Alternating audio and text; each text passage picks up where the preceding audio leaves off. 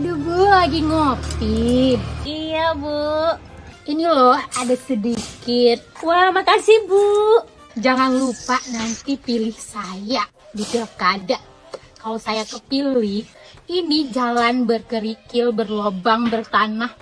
Saya keramik semuanya. What?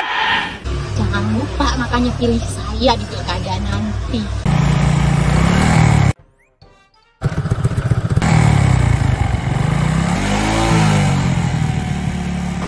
Waduh, bahaya ini Bu. Kita sebagai pemilih harus cerdas. Ini Ibu main money politik. Loh, saya kan cuma nerima. Jangan salah, baik penerima atau pemberi sama-sama bakal kena sanksi pidana. Bisa dipenjara Bu.